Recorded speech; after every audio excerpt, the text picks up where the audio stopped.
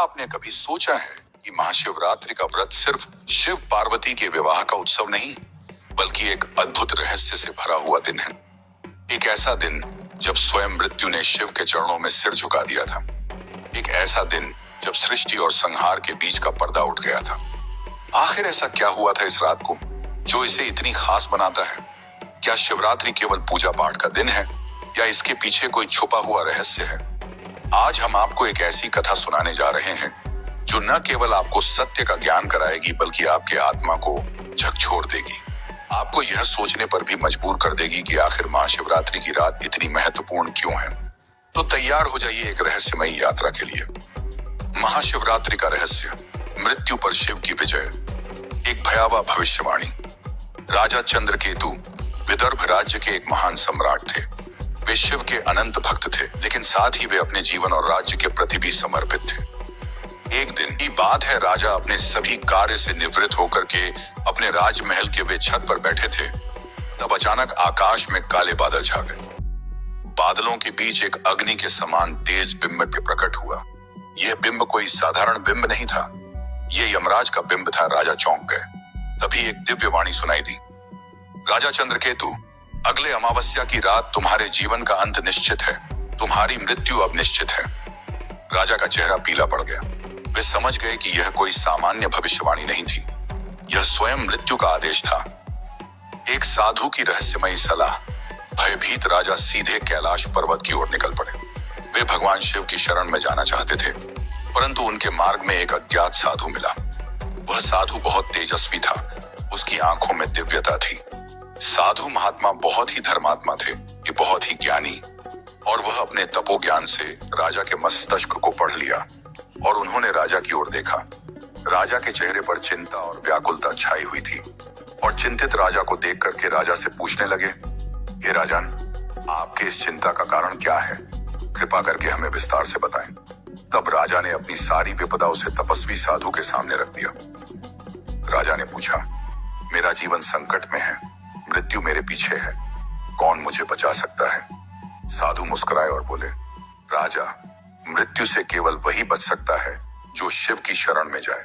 शिव केवल उन भक्तों की रक्षा करते हैं जो महाशिवरात्रि की रात उपवास रखते हैं और पूरी रात जागरण करते हैं। राजा ने साधु की बात मानी और शिव उपासना का संकल्प लिया। महाशिवरात्रि की रात जब यमराज स्वयं आए, अमावस्या की रात आ चुकी थी। चारों ओर अंधकार था। राजा चंद्रकेतु ने अपने कक्ष में एक मिट्टी की पवित्र शिवलिंग स्थापित किया और व्रत का संकल्प लिया।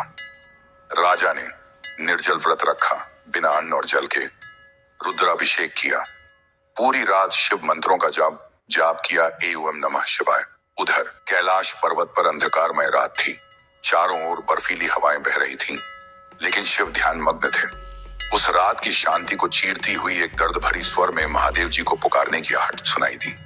यह कोई साधारण आहट नहीं थी, यह उस भक्त राजा चंद्रकेतु की थी जिसके प्राण कुछ ही पल में उनसे छीन लिए जाते और कुछ ही समय में उनका शरीर नश्वत बन जाता। एक एक मंत्र में राजा चंद्रकेतु की आवाज में दर्द और करुण पुकार रहा था। राजा के ऐसी करुण पुकार से पूरा कैलाश पर्वत हिलने लगा, शिव का सिंहासन डोलने लगा, क्योंकि आज उनके एक अनंत भक्त की आत्मा को यमदूत को ले जाना था। वह आत्मा थी राजा चंद्रकेतु, जो कई वर्षों से भगवान शिव के परम भक्त थे, परंतु उस दिन उनका जीवन समाप्त होने वाला था। जैसे ही रात का तीसरा प्रहर आया, रात 12 से 3 बजे के बीच, यमराज स्वयं प्रकट हुए। राजा चंद्रकेतु, तुम्हारा समय पूरा हो गया है, यमराज गरजे। राजा भयभीत नहीं हुए। वे शिवलिंग के सामने और अधिक श्रद्धा से झुक गए। तभी शिवलिंग से अचानक एक अद्भुत प्रकाश निकला। भगवान शिव स्वयं प्रकट हुए।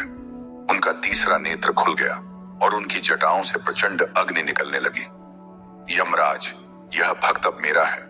जो महाशिवरात्रि का व्रत करता है वह मेरी शरण में आ जाता है और मेरी शरण में आया व्यक्ति मृत्यु से परे हो जाता है। यमराज ने सिर झुका लिया। वे समझ गए कि इस रात का राज कुछ और ही है, महाशिवरात्रि का वास्तविक रहस्य। यमराज ने शिव से पूछा, हे महादेव, यह व्रत इतना शक्तिशाली क्यों है? आप इसे इतना महत्व क्यों देते हैं? और हे प्रभु, महाशिवरात्रि के दिन आपकी पूजा मिट्टी के बने शिवलिंग से ही क्यों होती है? कृपा करके हमें विस्तार में बताइए। तब महादेव ने शिवरात्रि की पूजा और नियम के बारे में बताते हैं। तो दोस्तों, मिट्टी की शिवलिंग की ही पूजा क्यों करनी चाहिए महाशिवरात्रि में, और पूजा विधि अभिषेक, वो हम आपको कहानी के अंत में बताएंगे। आइए जानते हैं ये आगे की कहानी। महाशिवरात्रि पर मिट्टी की शिवलिंग क्यों जरूरी? पवित्रता का प्रतीक।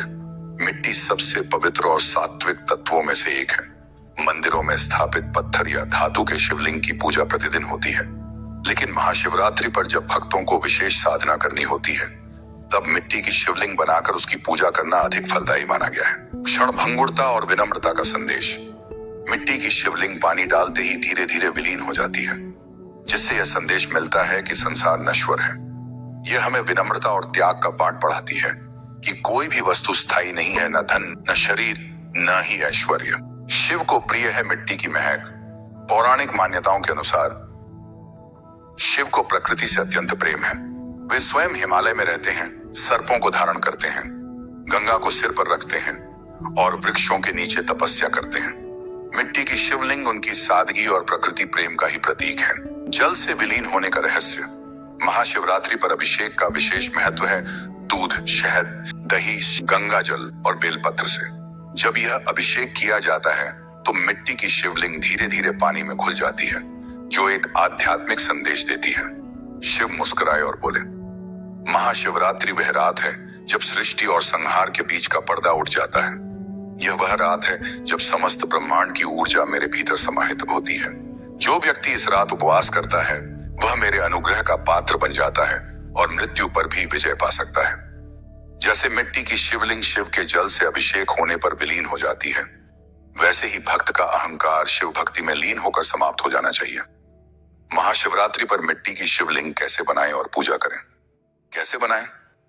नदी, तालाब या गीली मिट्टी से एक छोटी शिवलिंग बनाएं। इसे अपने घर के मंदिर में या किसी पवित्र स्थान पर स्थापित करें। यदि संभव हो तो बेलपत्र और भस्म से शिवलिंग को सजाएं। कैसे करें पूजा?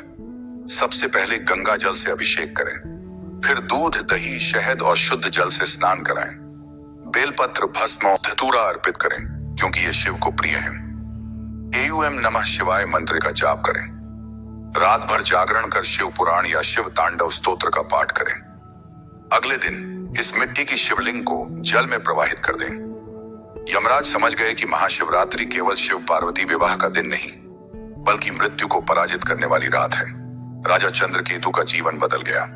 महादेव के आदेश से राजा चंद्रकेतु को जीवन दान मिल गया और यमराज स्वर्ग वापस चले गए। इसके बाद उन्होंने पूरे राज्य में महाशिवरात्रि का पर्व मनाना शुरू किया।